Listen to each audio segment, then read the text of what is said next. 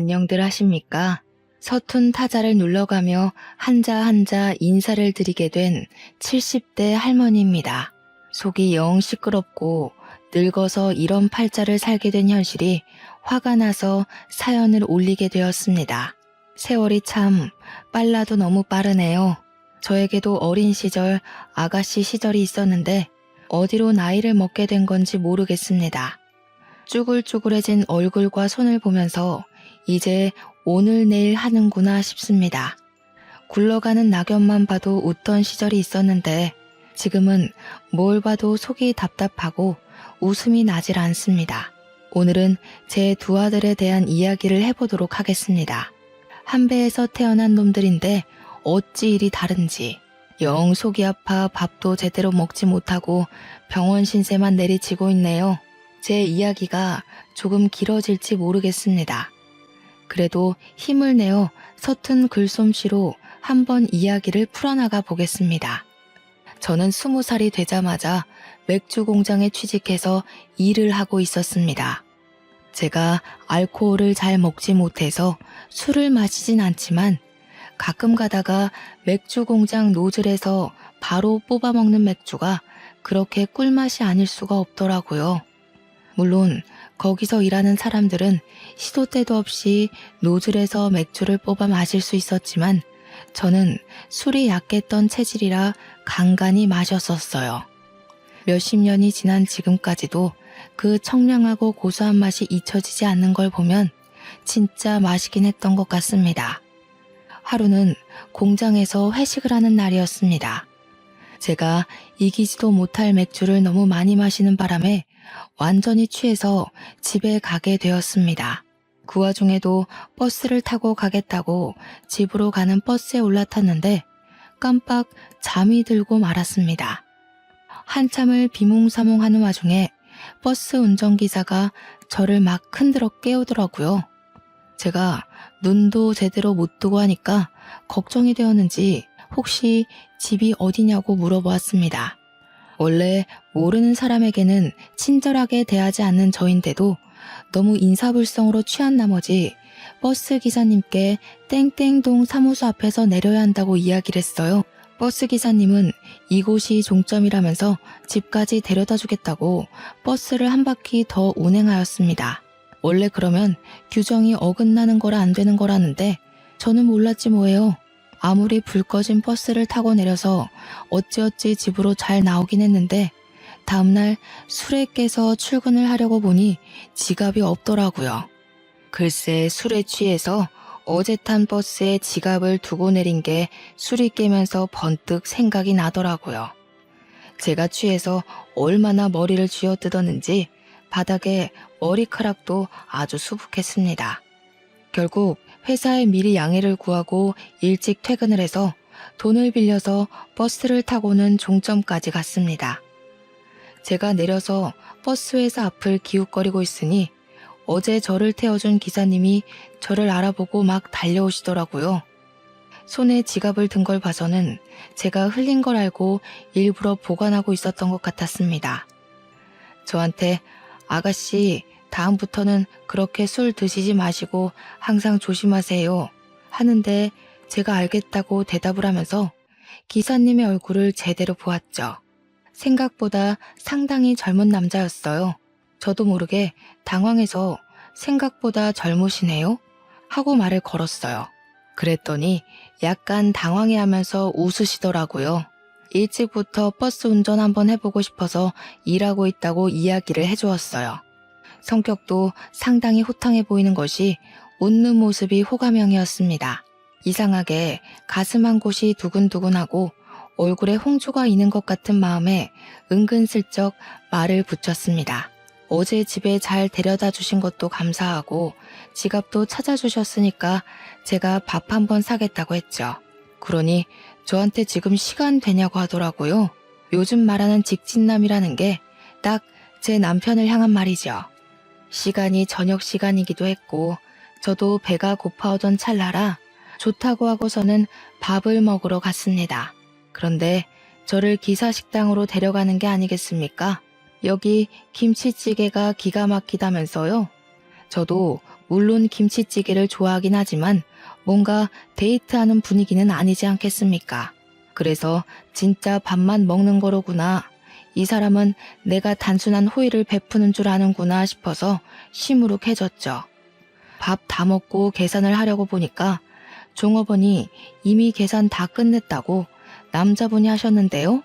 하시는 겁니다. 순간 얼굴에서 은근히 피어오르는 기쁨이 주체가 안 되더라고요. 저는 기사님한테 다가가서 제가 계산하려고 했는데 왜 먼저 계산하셨냐고 마음에도 없는 말을 했습니다. 그랬더니 절 보고 웃으면서 그래야 다음에 또 얻어먹겠다는 핑계로 만나지 않겠습니까? 하더라고요. 순간 제 얼굴이 새빨갛게 달아올랐는데 그런 저를 보면서 또 귀엽다는 듯이 웃어주는 게 아니겠습니까? 갑자기 이런 식으로 허를 찌르며 다가온 사람에게 저는 속절없이 빠져들었습니다. 요즘 말하는 밀고 당기기 그런 건 꿈에도 꾸지 못했습니다. 제가 연애라도 많이 해봤더라면 아주 잘했을 텐데 전 쑥맥이었거든요. 이 사람이 저에게 관심을 가져준다는 것만으로도 하늘을 날아갈 것 같은 기분이 들었는데 밀고 당기기가 가당키나 하는 말이겠습니까? 그렇게 저희는 누가 봐도 사랑에 빠진 남녀처럼 데이트를 즐기게 되었습니다. 저는 매번 꼭 밥을 사겠다고 그분에게 데이트 약속을 걸고 그분은 저에게 다음에 사달라고 하면서 계산을 마치는 듯한 행태로요. 그게 바로 저희의 암묵적인 데이트 신호라고 생각하고 서로를 향해 움직이기 시작했죠. 그렇게 연애를 시작하다 보니 시간 가는 줄 모르고 푹 빠져들게 되었습니다. 당시 시대상으로 결혼 정년기라는 게 20대 중반쯤이었거든요. 저희도 결혼을 할 나이가 다가오고 서로의 이름을 수줍게 혼인신고서에 적어 넣으며 혼인을 하게 되었습니다. 살림이 빠듯한 것도 아니었고 서로를 위해서 쓸 수 있는 돈은 충분했습니다. 그러나 허례허식이 싫어 결혼 사진만 동네 사진관에서 간단하게 찍고 식은 따로 올리지 않았죠. 저는 여전히 맥주 공장에 다니고 있었고 남편은 버스기사 일을 하면서 둘이 행복한 일상을 보내고 있었습니다. 몇 년의 세월이 흐르고 우리에게는 떡두꺼비 같은 아들이 둘이나 생기게 되었습니다. 정말 하루하루가 이렇게 행복할 수 있나? 단란한 집에서는 웃음이 끊어지질 않았습니다. 재롱을 떠는 두 아들을 보면서 우리 부부는 밥을 먹지 않아도 배가 부르다는 말을 실감할 수 있었죠. 첫째가 태어난 지 얼마 되지 않아 당시 육아휴직 같은 게 없었기에 저는 오랜 세월 몸담았던 맥주 공장을 퇴사했습니다. 넉넉하게 받은 퇴직금은 아이들을 키우는 데 쓰겠다고 적금처럼 모셔두었죠. 갑자기 외벌이가 된 탓에 저는 집에서 인형 눈깔도 붙이고 포장 아르바이트도 하면서 생계를 꾸리고 있었습니다. 애가 어려서 집 밖으로 나가는 게 좀 힘들었거든요. 그때 뭐 어린이집 같은 게 보편화된 시설도 아니었고요. 남편은 동네 버스 운전을 하다가 좀 더 큰 돈을 벌기 위해 고속버스 회사로 이직을 했습니다. 고속버스 운전이 마을버스보다 더 힘들었고 장거리 운전이었기에 봉급은 훨씬 좋았습니다. 그렇게 평생 행복한 줄만 알았던 우리 가족에게 검은 그림자가 드리우고 있다는 사실은 꿈에도 몰랐습니다. 남편이 버스 사고를 당하게 된 날 아직도 저는 그날이 생생합니다. 허망하게 반대 차선에서 달려오던 트럭과 사고가 나게 되었고 고속도로 특성상 빠르게 달리고 있던 남편의 버스는 크게 사고가 나고 말았죠. 승객들은 다행히도 얼마 다치지 않았지만 정면으로 트럭과 사고가 난 우리 남편은 그렇게 저와 두 아들의 곁을 떠나게 되었습니다. 현장에서 눈도 뜨지 못하고 병원으로 이송 한번 못 해본 채 그렇게 가버렸죠. 당시 남편의 사고가 뉴스에도 나왔는데 우리 남편이 핸들을 틀었다면 살았을 거라고 하더라고요. 대신 그만큼 승객들이 많이 다쳤을 거라고.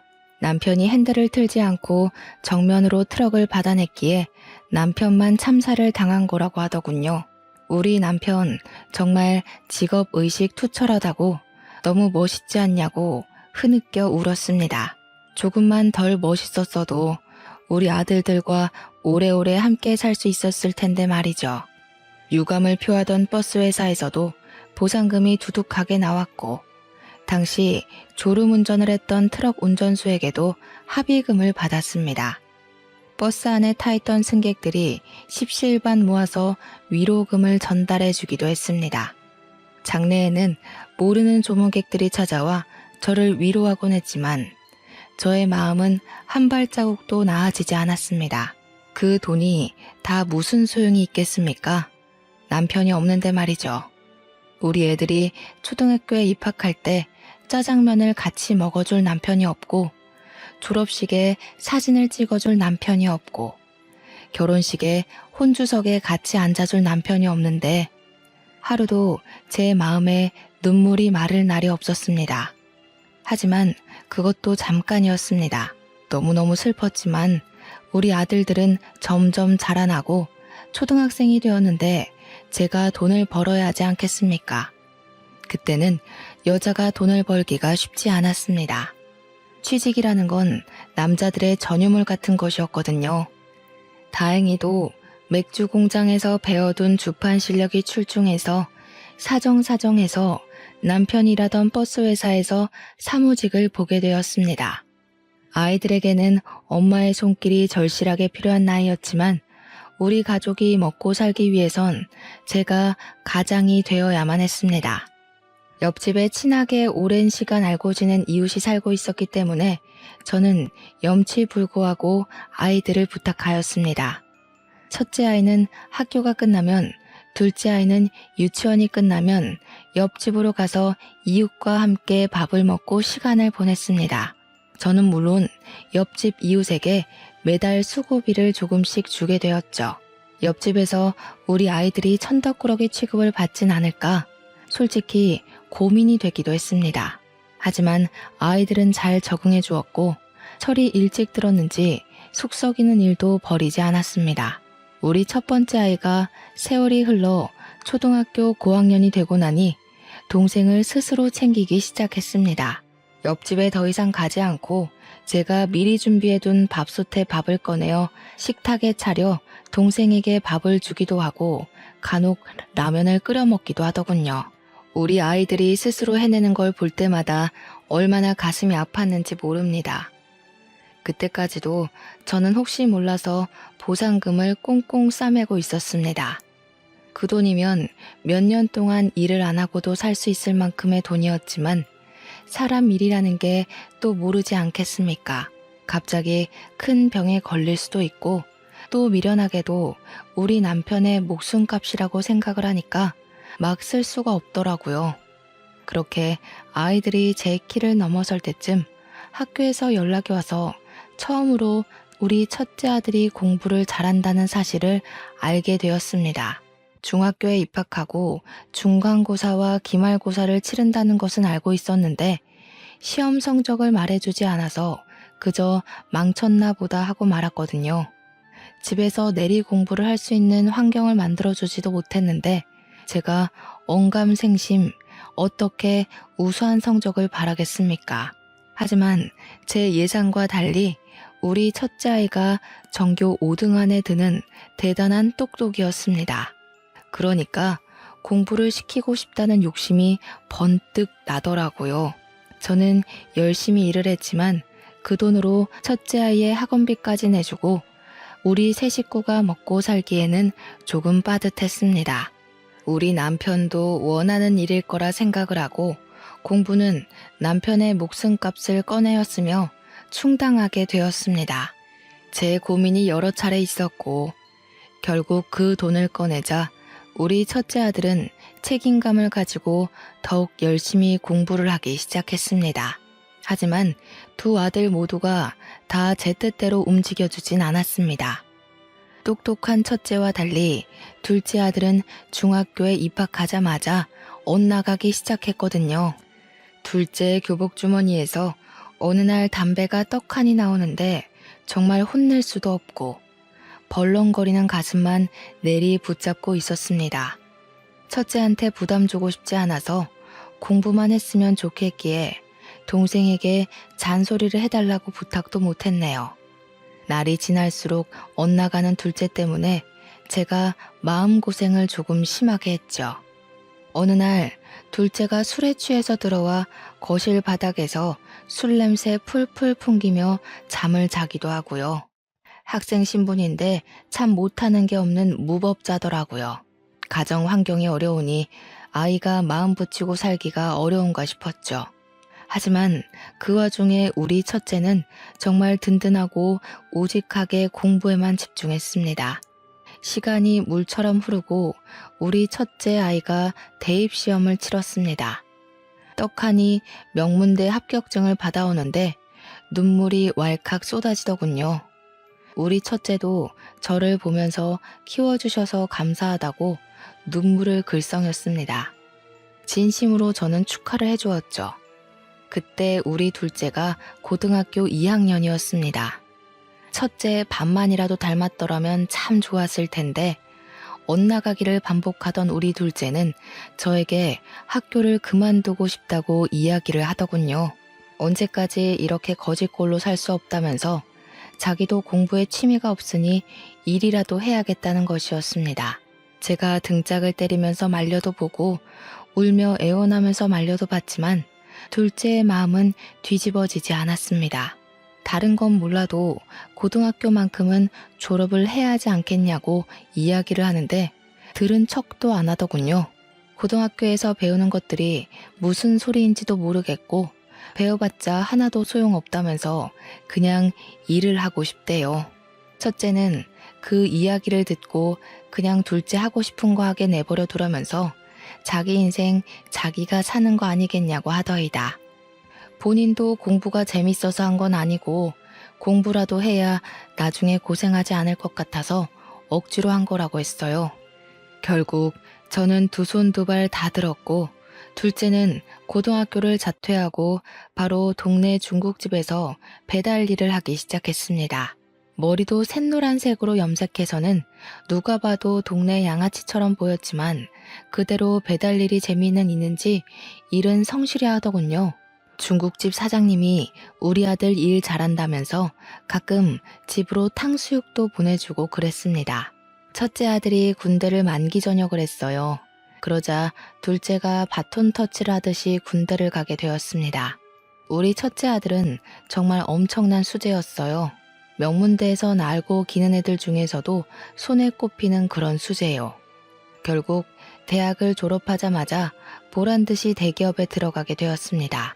우리 아들이 정말 얼마나 자랑스러웠는지 몰라요.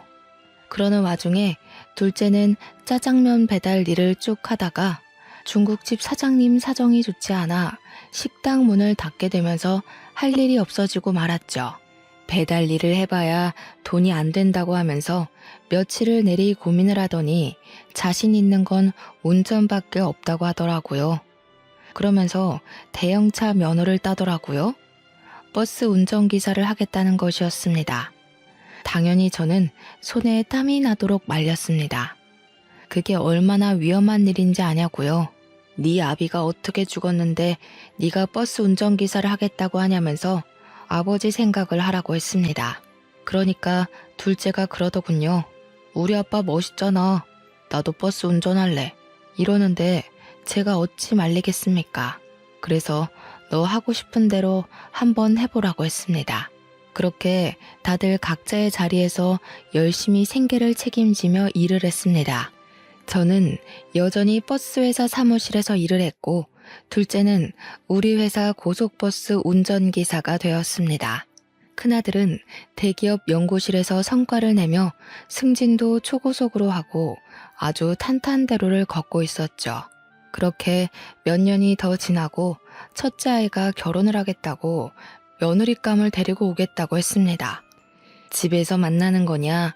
오래간만에 솜씨 자랑 좀 해야겠다. 갈비찜을 해둘까?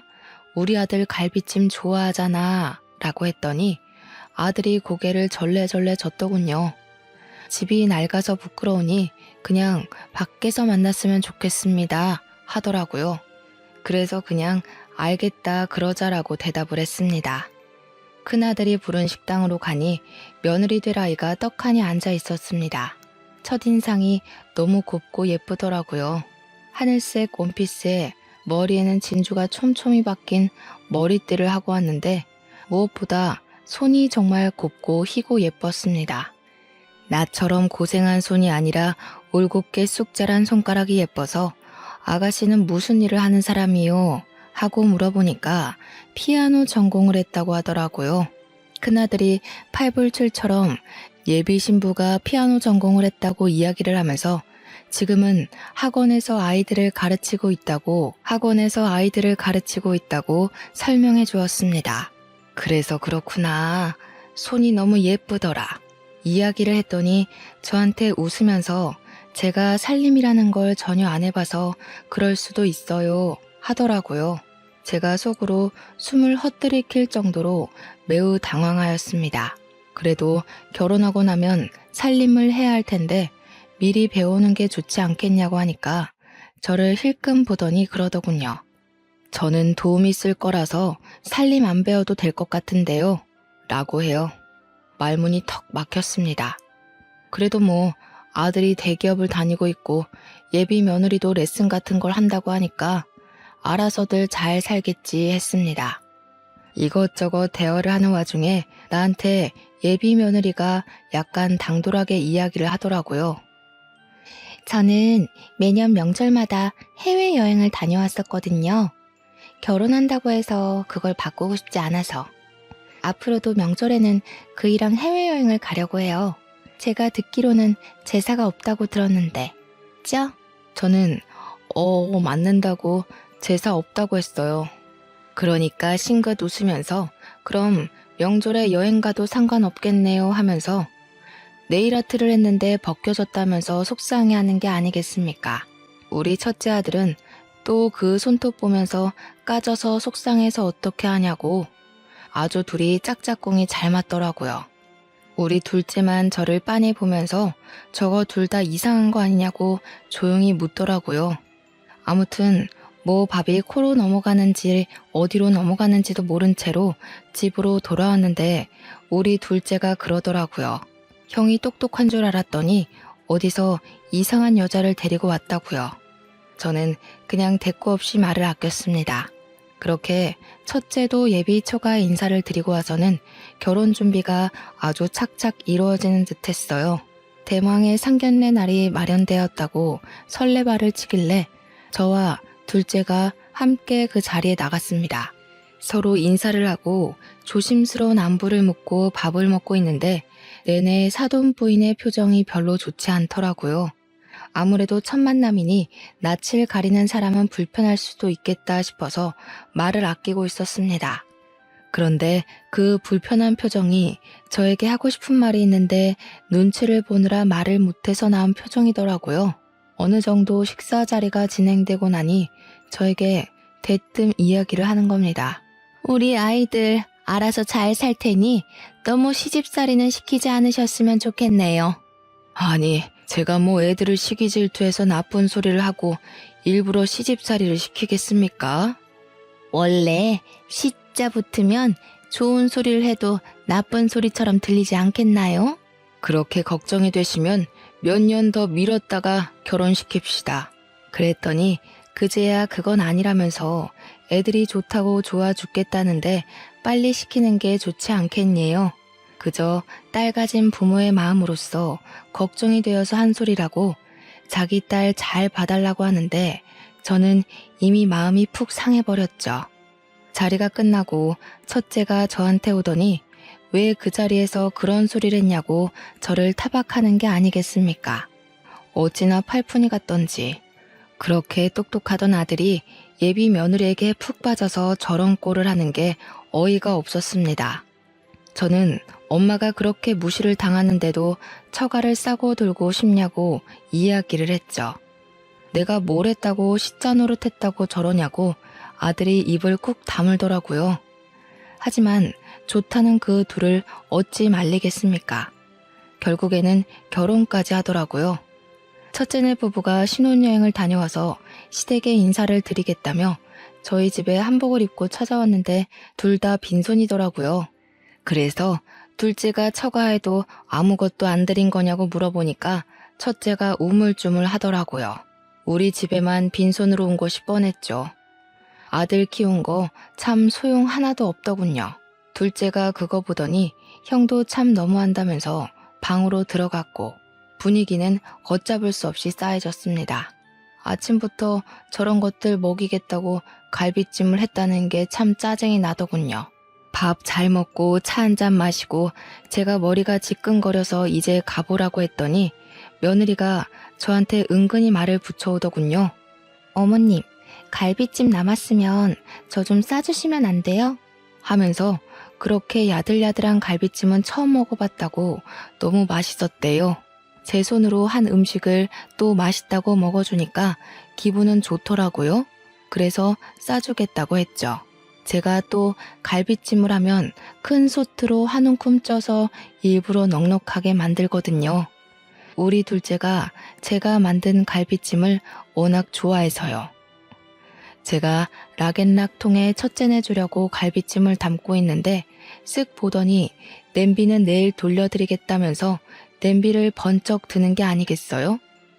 제가 얼마나 당황했는지 이 락앤락 통을 들고 가야지 했어요. 그러니까 에게 겨우 그거요? 하는 눈으로 바라보길래 이거면 너네 한 끼 충분하다고 이야기를 했습니다. 갈비찜은 다음에 또 해줄게. 오래 두면 맛없어 하는데 제 입에 다 들어갈까봐 아쉬우세요? 하고 뾰족하게 말을 하더라고요. 첫째가 다른 반찬도 싸달라고 하길래 작은 락앤락 통에 일일이 담아서 줬어요. 통은 집에 가서 옮겨 담고 씻어서 내일 돌려달라고 했더니 알겠다고 하더라고요. 하지만 다들 예상하셨겠지만 다음날 락앤락 통은 당연하게도 돌아오지 않았습니다. 아주 깜깜무소식이더라고요. 물론 그거 얼마나 한다고 새로 사면 되긴 하지만 알뜰하게 사시는 주부님들은 다들 아실 겁니다. 그거 한두 푼 하는 것도 아니고 자꾸 사봐야 찬장에 차리만 차지하는 거 아시잖아요. 남의 것을 빌려갔으면 당연히 빠르게 가지고 와야 하는 거 아닙니까? 제가 며느리한테 락앤락 통을 돌려달라고 3번을 이야기했더니 그제야 통을 돌려주더라고요. 그런데 반찬 찌꺼기가 그대로 묻어있는 게 아니겠습니까? 그러니까 다른 통에 덜어놓고 빈 통은 씻어서 가져다 달랬는데 옮겨 담지도 않고 내내 그 통에 담아두고 먹다가 다 먹으니까 빈 통만 가져온 것이었습니다. 제가 뭘 다른 걸 바란 것도 아니고 설거지만 해서 가져오라고 한 건데 그거 하나를 못 지키다뇨. 물론 그거 덜렁 하나면 제가 이렇게 구구절절 사연을 쓰지도 않았겠죠. 첫째 며느리가 임신을 했는데 저를 너무 부려먹는 게 아니겠습니까? 그때도 저는 일을 하고 있었을 때였어요.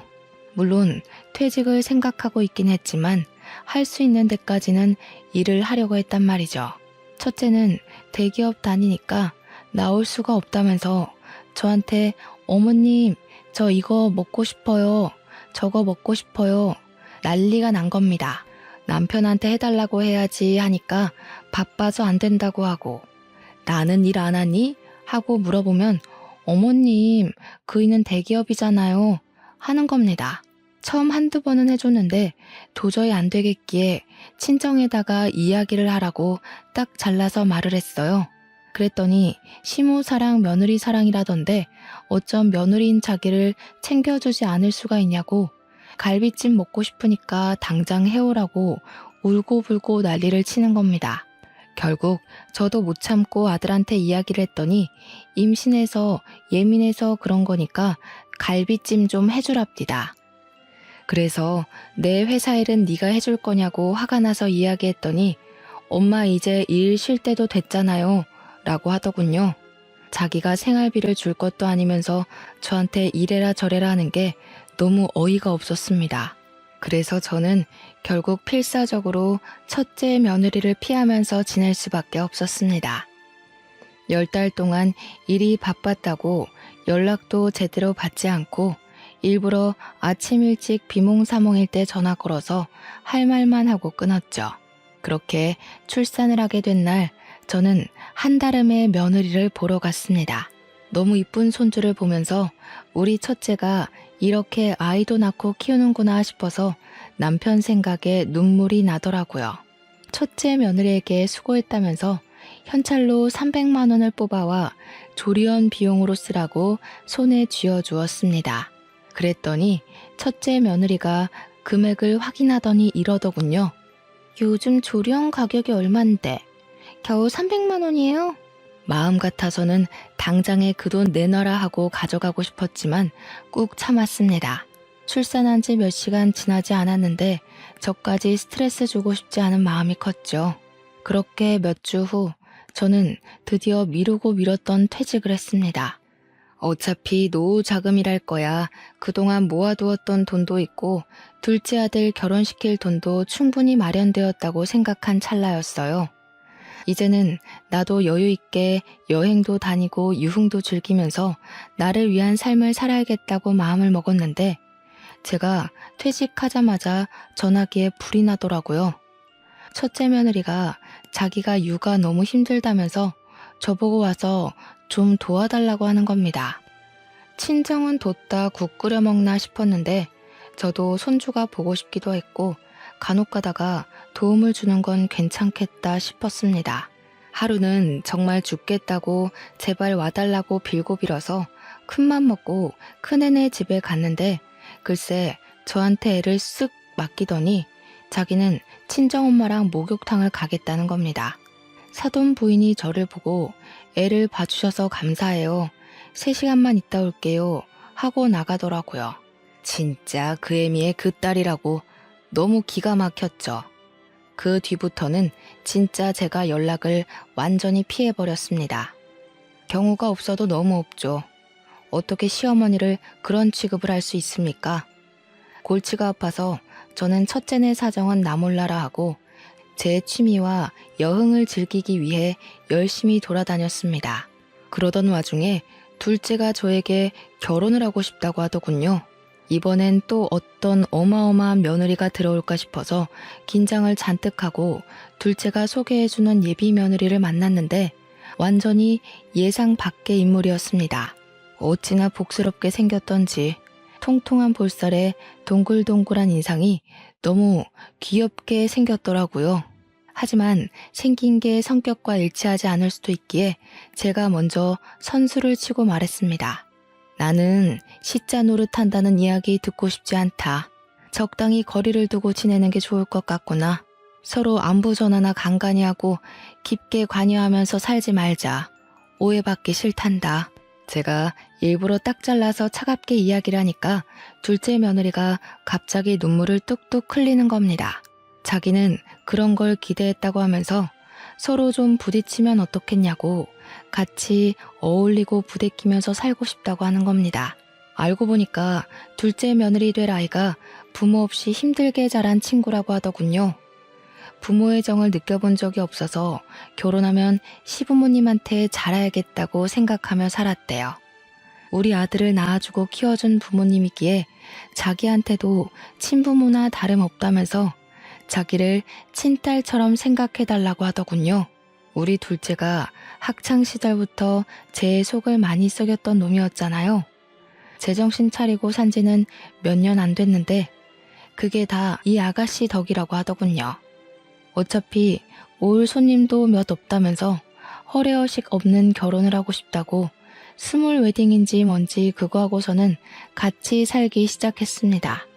신혼여행도 해외로 가지 않고 국내 여행을 했다는데 무슨 각 지방에서 좋다고 하는 특산품은 다 사왔더라고요. 저한테 어머님 이거는 뼈에 좋고 이거는 눈에 좋고 간에도 좋고 하는데 제가 놀래서 며느리한테 너 사기 맞은 거 아니니? 하고 물어봤어요.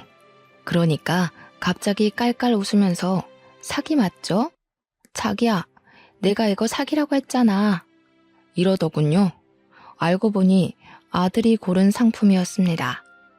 허구한 날 집으로 찾아와서 어머님, 저 요리 좀 가르쳐 주세요 하면서 들러붙고 시장 구경 가자면서 들러붙었습니다. 처음에는 너무 귀찮았는데 싹싹하게 저한테 잘하는 모습을 보고 저도 슬슬 마음이 둘째 며느리에게 기울기 시작했어요. 경우 없이 쌀쌀맞은 첫째네와 다르게 싹싹하게 구니까 어찌나 예뻐 보이던저. 제가 반찬을 해다 주면 그 반찬통을 씻어서 주는 게 아니라 그 안에 자기가 만든 반찬을 채워서 주던 아이예요. 어머님 요리하시는 거 보고 저도 만들어 봤는데 어때요? 하면서 전해주는데 어찌 맛이 없을 수 있겠나요? 그렇게 오순도순 잘 지내던 와중에 둘째네도 임신을 했다고 알려왔습니다. 우리 복덩어리가 아이를 가지다니 내가 봐줘야지 마음을 굳게 먹었죠. 태교 여행을 온 가족이 같이 갔으면 좋겠다고 하길래 첫째네에게도 물어보니까 첫째 며느리가 질색을 하더라고요. 그래서 저와 둘째네만 무슨 수영장이 딸린 펜션을 잡아서 신나게 놀다 왔습니다. 사진을 전부 맞춰 찍고는 프로필 사진으로 바꿔두었더니 첫째 며느리가 자기 빼고 다녀와서 그렇게 즐거웠냐며 성질을 내더라고요. 같이 가자니 싫다고 해놓고 왜 저러는지 이해가 안 갔죠. 둘째네가 임신 6개월째 맞이했을 때 제 몸 상태가 영 좋지 않다는 걸 알게 되었습니다. 아랫배가 살살 아프고 소변을 누는 횟수가 많이 줄어들었던 것이죠. 왜 이럴까 싶어서 병원을 가야 하다가 순간 머리에 핑 도는 느낌이 들면서 배가 찢어지게 아프더라고요. 막 토할 것 같이 울렁울렁거리는데 제가 119에 전화를 걸어서 도와달라고 하자마자 기절을 해버린 거예요. 요즘은 위치 추적인가 뭔가가 다 된다고 하더니 제 위치를 추적해서 찾아온 구급차를 타고 병원으로 이송되었습니다. 급성 신부전증이라는 진단을 받게 되었고 오래 방치해서 기능이 많이 나빠졌다고 혈액 투석을 해야 한다고 하더군요. 이게 또 주기적으로 투석을 받아야 한다는데 너무나도 막막한 겁니다. 아들들이 병원에서 연락받고 헐레벌떡 도착을 했어요. 별거 아니라고 걱정하지 말라고 저를 안심시켜주는데 자기들도 얼마나 깜짝 놀랐겠습니까? 그런데 또 투석을 할 때 보호자가 필히 함께 해야 한다고 하더라고요. 다들 눈치만 보고 있던 찰나에 둘째 며느리가 걱정 말라고 자기가 하겠다고 하더군요. 임신 6개월에 병원 자꾸 가는 거 아니라고 하는데도 박박 우기더니 출산 때만 형님이 좀 도와주세요 하더라고요. 그 뒤로는 정말 둘째가 저를 극진히 보살피면서 왔다 갔다 해주었습니다. 신장 이식이 필요한 건 아니라고 하면서 조심하라고, 물도 많이 먹지 말고 반찬도 전부 저염으로 먹어야 한다고 하면서 손수 반찬까지 다 만들어 주었습니다. 제가 딴 건 몰라도 둘째 며느리 하나는 정말 잘 들였구나 싶었어요. 점점 더 기력을 찾고 회복을 해가는 와중에 둘째 며느리가 드디어 손주를 낳게 되었습니다. 얼마나 예쁘겠습니까? 병원까지 찾아가서 둘째 며느리에게도 300만 원을 주었더니 너무 감사하다고 엉엉 울더라고요. 첫째네는 왔다 갔냐고 물어보니 바빠서 못 온다고 했다고 하더군요. 정말 하나하나 예쁜 구석이 없는 놈들이었습니다. 아무튼 이틀 뒤에 조리원으로 옮긴다고 하길래 이왕 간 거 마사지 받고 푹 쉬다가 오라고 하고 집으로 돌아왔습니다. 요즘 혈액 투석은 동네 병원에서도 가능하다고 해서 제가 너무 만만하게 봤던 거죠. 일주일 뒤에 제가 또 쓰러지게 된 겁니다. 소변량이 줄어들고 몸이 으슬으슬하더니 그만 결국 병원에 입원을 하게 되었는데 둘째네는 조리원에 있으니까 첫째네에게 호출을 했어요. 얘야, 내가 지금 병원에 입원을 하게 되었으니 병원으로 와다오. 외유는 무슨 외유야. 아, 보호자가 필요하다는데 아들들이 죄다 바쁘니 네가 좀 와야겠다. 저는 뭐 안 바쁜 줄 아세요? 동서는요? 둘째네는 출산해서 조리원에 있지 않니? 조리원에서도 다 외출되고 하는데 나가 놀 수 있을걸요? 내 병원에 오는 게 나가 노는 거야? 됐다, 끊어. 병원에서 보호자님을 찾는데 제가 보호자 같은 거 없다고 딱 잘라 말했습니다. 그러니까 병원에서는 좀 걱정이 됐나 보더라고요. 남루한 늙은이 혼자 병실을 차지하고 있으니 돈이 있을지 없을지도 모르고요. 보호자 명단에 있던 첫째 아들이랑 둘째 아들한테 차례로 연락을 했는데 둘째가 떡하니 전화를 받은 거죠. 애가 놀래서 병원으로 달려왔는데 저한테 왜 혼자 있냐고 물어보더라고요. 형이 연락 안 받더냐고. 분명히 둘째 며느리가 출산하기 전에 첫째 며느리한테 연락해서 신신당부를 했다고 하는 겁니다. 너무 서러운 마음이 들어서 죄다 이루고는 둘째한테 조리원으로 가보라고 했어요. 일주일이 더 지나고 저도 퇴원해서 집에서 안정 취하고 있었는데 둘째 며느리가 찾아왔더라고요. 조리원에 있느라 찾아뵙지 못해서 죄송하다고 하는데 우리 며느리가 죄송할 일이 아니지 않겠습니까? 괜찮다고 하니 한알은 뭘 싸들고 왔더라고요. 보니까 갈비찜용 갈비를 수두룩하게 가져온 거 아니겠습니까? 몸보신을 시켜주겠다더니 양동이에 담가 핏물부터 빼더라고요. 한두 시간 담궈놓는 동안 며느리랑 이야기도 하고 시간을 보내고 있었는데 집에 누가 찾아왔더라고요. 문을 열어주니 큰며느리였습니다. 떨떠름하게 네가 여긴 웬일이냐고 물으니 갈비찜 하신다고 해서 얻어가려고 왔어요 하면서 김장통을 떡하니 꺼내놓더라고요. 제가 너무 어이가 없는 거죠. 지난주에 병원에 있었을 때는 바쁘다고 코빼기도 안 비치던 게 갈비찜을 얻으러 왔다고 하니까요. 둘째 며느리가 제가 불렀어요 하더니 무거운 양동이에서 갈비를 하나하나 빼기 시작하더라고요. 그러더니 핏물만 남은 양동이를 냅다 큰며느리 얼굴에 쏟아붓는 게 아니겠습니까? 큰며느리가 동서 미쳤어? 하고 소리를 지르면서 어쩔 줄 몰라 하는데 둘째 며느리가 딱 잘라 이야기를 하더라고요. 미친 게 누군데 그래. 어머님 아프셔서 내가 조리원 있는 동안만 봐달라고 했는데 그걸 못해? 못된 년이. 어머님 괜찮냐고 안부 인사 한 번 없이 갈비찜을 얻으러 와? 큰며느리가 놀래서 김치통도 버려두고 주랭랑을 치더라고요. 제 속이 얼마나 시원하던지 둘째 며느리한테 손뼉을 치고 말았네요. 저녁에 갈비찜을 해놓고 둘째네랑 사이좋게 나눠 먹고 있는데 첫째가 오더니 제주씨 하면서 화를 내는 겁니다. 둘째 아들이 형은 할 말 없다고 둘이 싸우려고 들길래 제가 말리면서 이야기를 했어요. 예, 첫째야. 내가 너 스스로 잘 살길래 아무 소리 안 했는데 더 이상은 안 보고 살고 싶구나. 어디 어미가 쓰러져서 오늘 내일 하는데 바빠서 못 온다고 하질 않나. 안부 전화 한 번 없을 수 있니? 우리 죽을 때까지 서로 연락하지 말고 살자. 첫째가 놀라서 엄마 하고 부르는데 일 없다고 이만 가보라고 했습니다. 그 뒤로 2년 동안 저는 둘째네와 함께 살고 있었어요. 우리 손주가 얼마나 예쁜지 눈에 넣어도 안 아프다는 말이 실감이 가더라고요. 언제 죽을지 모르지만 혈액투석도 꾸준히 하고 있고요.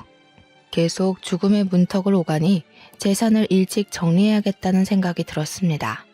둘째 며느리한테 제가 남겨둔 3천만 원이 든 통장을 주니 며느리가 눈물을 짓더라고요.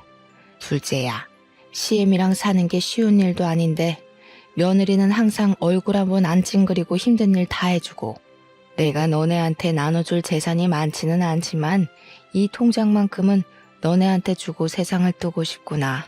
며느리야, 얼른 받고 이 돈으로 손주 크면 대학 등록금 필요할 테니 그때 쓰거라. 어머님, 제가 이 큰 돈을 어떻게 받아요?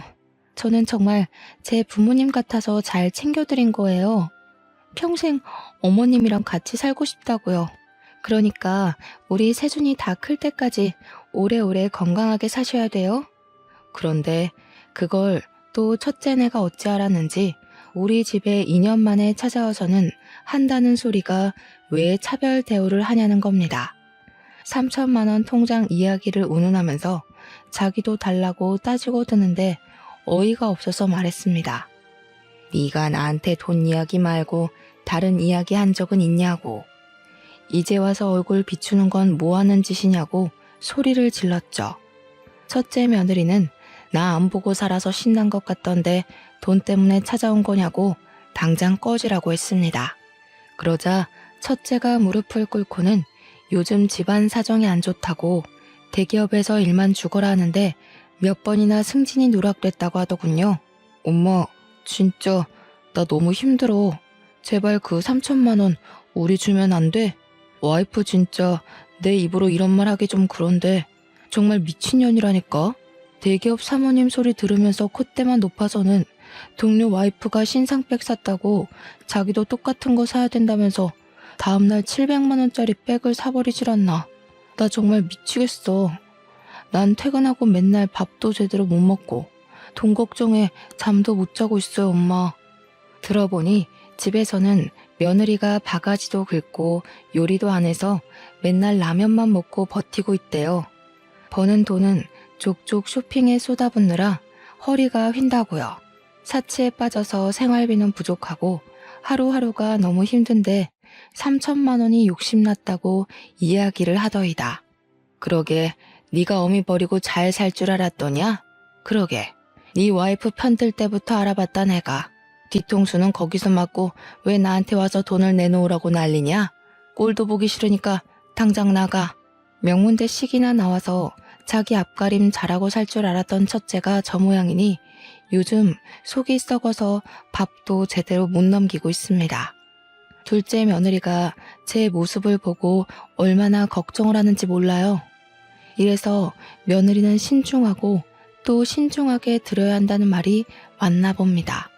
가만히 있는 게 자식들 도와주는 건 줄 알았는데 너무 후회 중입니다. 돈이 아니라 인성을 봤어야 했는데 속이 정말 썩어 문드러집니다. 저와 같은 고민이 드는 분들이 있다면 꼭 한번 다시 생각해 보시기 바랍니다. 가정의 평안을 위해서는 외모가 중요한 게 아니라 내면이 중요하다는 사실을요. 제 이야기를 들어주신 시청자 여러분께 진심으로 감사드립니다.